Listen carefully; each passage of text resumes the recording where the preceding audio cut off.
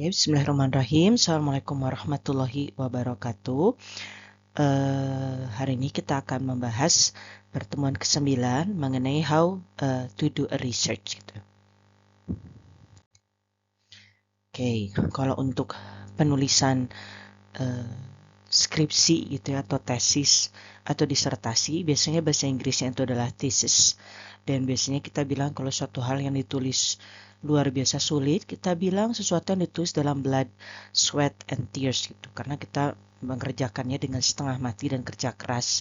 Makanya di situ dituliskan dengan blood, sweat, and tears, dan kemudian juga kopi gitu ya. Jadi tuliskan dengan darah, kemudian keringat, air mata, dan kopi. Tapi saya nggak suka kopi ya nggak apa-apa. Mungkin pakai teh, mungkin pakai matcha, apa sih, dan yang lainnya gitu. Jadi ini yang sekedar perumpamaan saja. Kemudian untuk idiom untuk kerja keras lain, beberapa yang kita bisa gunakan, misalkan burning the midnight oil, jadi ini bekerja keras sampai malam, larut malam. Kemudian no pain no gain, saya rasa semua sudah pada tahu ini, jadi ini bekerja luar biasa keras gitu ya. Kemudian pull oneself up by one's bootstrap, jadi jalan pelan-pelan demi satu kaki, jadi pelan-pelan terus maju gitu ya. Kemudian keep your nose to the grindstone. Ini kita terus fokus pada satu hal. Go the extra mile. Jadi kita melakukan hal lebih dari seperlunya. Katakanlah misalkan tugasnya silakan baca 1 halaman, kita bacanya 3 halaman gitu. Jadi kita melakukan lebih dari yang diperlukan. Kemudian hit the ground running. Nah, kita memulai lebih cepat dari seharusnya. Kemudian the early bird catches the worm. Makanya katanya orang yang bangun pagi biasanya cenderung lebih sukses. Kemudian break the back of the beast. Jadi kalau ada kesulitan kita hadapi dengan gigi. Kemudian sweat blood. Ya tadi itu ya. Sweat blood and tears. Jadi kita berjuang mati-matian. Ini beberapa idiom terkait hard work atau kerja keras yang bisa kita gunakan. Oke, nah kemudian gimana sih caranya kalau kita mau melakukan penelitian? Yang pertama itu adalah choose a topic. Jadi kita pikirkan dulu kita mau topiknya seperti apa. Yang pasti usahakan yang kekikas dan kekinian, kemudian memang menarik, dan kemudian kita sukai dan kuasai, dan kemudian juga jelas apa urgensinya dari topik yang dipilih tersebut.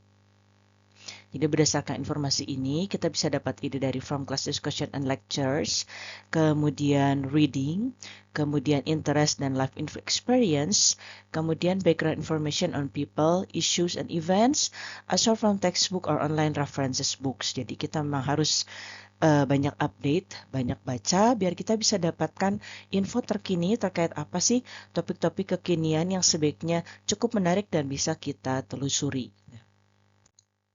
Selanjutnya, create a search strategy. After a topic is chosen, you need to form a search strategy. This step can help you effectively do your library research. Nah, kalau sudah dapat ide atau topik kira-kira mau mengerjakan apa, baru kita pikirkan mau mencari literaturnya. Pastikan literaturnya ada dan kemudian terbarukan. Jadi jangan sampai misalkan topiknya ada, tapi literaturnya dari tahun 70-an, 50-an, dan sebagainya itu sudah cukup lama. Kalau dalam dunia penelitian, biasanya paling lama 5 tahun. Kenapa demikian? Karena ilmu terus berkembang, penelitian juga terus berkembang. Jadi siapa tahu ada yang lebih update setiap harinya. Makanya paling lambat digunakan itu 5 tahun ke belakang. Jadi kita 2025, jadi usahakan paling telat itu referensi tahun 2020. Jadi dengan adanya referensi, kita dapat gambaran definisinya seperti apa, keuntungannya bagaimana, misalkan kekurangannya seperti apa, langkah-langkah yang dilakukan peneliti lain seperti apa, langkah kita sebagai peneliti selanjutnya seperti apa, bisa kita dapatkan gambaran dari literatur-literatur yang kita baca tersebut. Kemudian kita cari informasi terus-menerus, kita bisa gunakan buku, kita bisa gunakan jurnal, kita bisa gunakan artikel, apakah layar YouTube, apakah lain sebagainya. Jadi sebenarnya cukup banyak referensi yang bisa kita gunakan, untuk mencari kira-kira terkait info tersebut dari topik yang ingin kita bahas. Oke, kemudian kalau kita sudah dapatkan informasi, apakah kita dapat dari internet ataukah dari jurnal dan yang lain sebagainya, pastikan memang informasinya terbarukan dan kemudian juga resmi, kemudian publikasinya juga memang baik. Jadi pastikan pada saat kita mendapatkan informasi, apakah dari website atau blog atau jurnal dan yang lainnya, pastikan beberapa hal ini antara lain accuracy, kemudian authority, audience, objectivity, dan kemudian currency. Untuk accuracy, pastikan apakah datanya itu betul. Kemudian authority, kita pastikan penulisnya ini siapa, apakah sesuai dengan keahlian tersebut atau tidak. Katakanlah misalkan Kak Seto menuliskan tentang pendidikan anak, masuk akal gitu ya. Tapi tidak berarti misalkan Kak Seto tahu nulis tentang pentingnya skincare, kan agak gak nyambung ya. Nah makanya authority itu perlu. Kemudian audiens membaca dari tulisan tersebut, kemudian objectivity-nya apakah bias atau tidak ataukah mengarah pada satu hal, dan kemudian kuransi pastikan apakah memang up to date seperti tadi yang disampaikan 5 tahun paling lewat gitu ya. Jadi jangan sampai misalkan kita gunakan say informasi dari tahun 2000 itu karena sudah terlalu lama. Nah, kemudian, it is especially important to evaluate websites since anyone can publish information on the web. Nah, jadi sangat penting pada saat kita dapatkan suatu informasi dari website, jangan telan bulat-bulat. Kita mesti cek kembali. Apalagi jangan dari blog pribadi kah, ataukah yang misalkan namanya si ganteng tampan mempesona.blogspot.com atau misalkan si cantik rupawan wordpress.com atau apalah. Jadi kita pastikan memang alamat itu resmi dan bisa kita gunakan. Makanya di sini ada beberapa aturan. Misalkan, does the web page indicate when it was last updated? Do you know who wrote the page? Kemudian, does the page come from a reliable source? Is there an about page? Kemudian, what is the domain of the URL? Nah, ini beberapa hal yang perlu kita pastikan. Apakah ada penjelasan websitenya? Apakah alamat email, alamat websitenya atau blognya juga jelas? Kemudian websitenya itu seperti apa? Misalkan apakah dari Kompas, apakah dari CNN ataukah apa. Jadi kita harus pastikan sumbernya jelas. Jangan sekedar asal copas dari Wikipedia kemudian kita anggap sudah selesai. Nah, di sini kita juga jangan lupa cite your sources. In order to avoid plagiarism, you need to acknowledge use of another person's work. Jadi sebelum kita mengupdate sesuatu, menuliskan sesuatu, mempublikasikan sesuatu, pastikan semuanya sudah ada kutipannya dan kemudian sumbernya juga dicatat dengan jelas. Sehingga kita bisa simpulkan step in the research process. Yang pertama adalah identify the research topic. Kita mau topiknya apa. Kemudian conduct a literature review. Pastikan ada literaturnya. Define the research question or hypothesis. Pertanyaan penelitiannya seperti apa. Choose the research design and methodology. Metode penelitiannya bentuknya apa. Collect data, mengkoleksi data. Analyze data, dianalisa datanya. Kemudian interpret and discuss finding. Membandingkan dan mengolah data yang ditemukan di lapangan dengan yang ditemukan di teori. Draw conclusion, menarik kesimpulan. Dan terakhir, report and communicate result. Yang terakhir berarti menuliskan hasilnya dan kemudian mempublikasikannya. Jadi itu beberapa langkah-langkahnya. Saya yakin teman-teman semua sudah tidak heran dengan langkah-langkah atau tahapan tersebut. Oke, selanjutnya kemudian saya ingin membahas beberapa tulisan yang teman-teman kumpulkan terkait academic English atau terminologi English dan kemudian saya minta dibuatkan dalam bentuk status. Sebenarnya secara umum terminologinya sudah tepat, cuma ada beberapa hal yang menarik saja ingin saya bahas. Ini ada yang misalkan investigate what really makes you happy to stay motivated. Jadi, selidikilah apa yang benar-benar membuat kamu bahagia agar tetap bermotivasi. Demikian juga pada saat kita ingin menuliskan penelitian, membuat penelitian, menuliskan jurnal, menuliskan skripsi, dan sebagainya. Pastikan memang topiknya kita sukai dan kuasai. Jadi, pada saat kita menulis, kita memang menuliskan yang kita sukai. Jadi, pastikan topik yang kita pilih yang kita sukai, which we like, that we adore gitu. Jadi ya memang pada saat menulis ya kita tidak merasa beban karena memang itulah yang topik kita sukai. Selanjutnya di sini ada kalimat, the academic performance of elementary school students has decreased due to the impact of excessive smartphone use for playing games. Ini tidak salah kalimatnya ya. Jadi kita bisa artikan, performa akademik para siswa sekolah dasar telah menurun diakibatkan penggunaan yang berlebihan telepon pintar atau gawai pintar dan menggunakan game. Ini kalimatnya betul sih, hanya kurang efektif.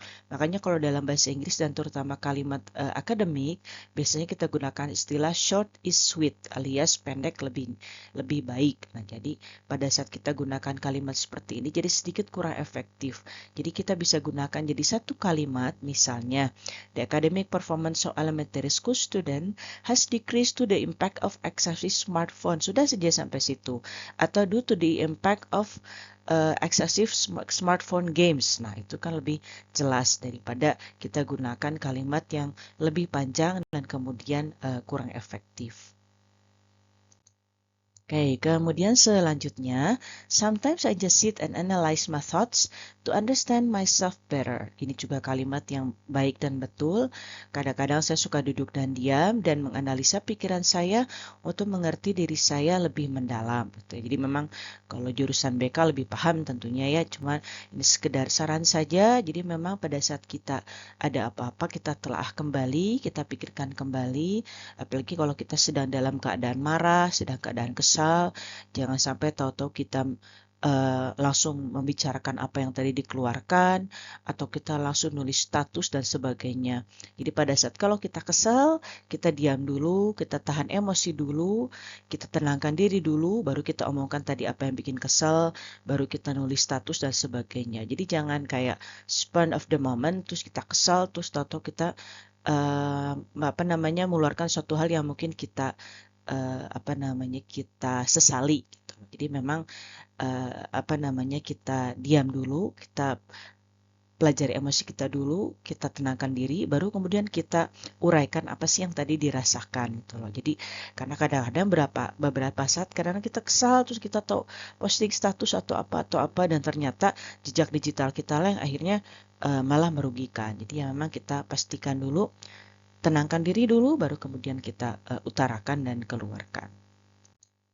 Oke, ini juga yang sangat baik sekali ya. A small thing that has a big impact is when we are aware of throwing rubbish in the right place. Kalimat ini juga betul, cuma sedikit kurang efektif. Jadi kita bisa lihat di sini, hal kecil yang punya dampak yang besar adalah ketika kita menyadari untuk membuang sampah pada tempatnya. Kalimat ini betul dan secara grammar juga betul, hanya kurang efektif. Jadi kita bisa persingkat, a small thing that has a big impact is when we are aware of not littering. Jadi pada saat kita tulis not littering, berarti kita tidak buang sampah seenaknya kayak di kampus ya. Jadi misalkan ada habis beli Thai tea kah atau teh jumbo, si botol gelasnya ya kita masukkan ke tempat sampah, nggak kita selipkan di selokan atau di antara ranting pohon dan sebagainya. Nah itulah yang kurang tepat. Padahal kan tempat sampah sudah ada ya di mana-mana, cuman kita selipkan di situ, atau kita habis minum kopi atau botol apa kita taruh di situ, atau kita habis jajan apa, kemudian tusuknya ditinggalkan begitu saja di jalan, bisa membahayakan orang lain. Nah itu jadi kalau kita dengan membuang sampah ke tempatnya dan sesuai dengan kategorinya, apakah organik dan anorganik, nah seringkali kan kita sudah mencoba untuk membantu menjaga kebersihan lingkungan. Karena kan dalam agama juga kebersihan sebagian daripada iman, which is much better prospek ya, bersih gitu daripada kan kotor gitu. We all love cleanliness better than other things. Oke, jadi sekian yang itu yang bisa saya sampaikan. Kemudian nanti untuk tugas research topiknya, karena hari ini terkait research, silakan dicek di tab tugas. Untuk minggu depan, insya Allah kita bertemu dengan agenda pertemuan Zoom seperti biasa. Terima kasih, semoga semuanya dalam keadaan sehat dan baik. Assalamualaikum warahmatullahi wabarakatuh.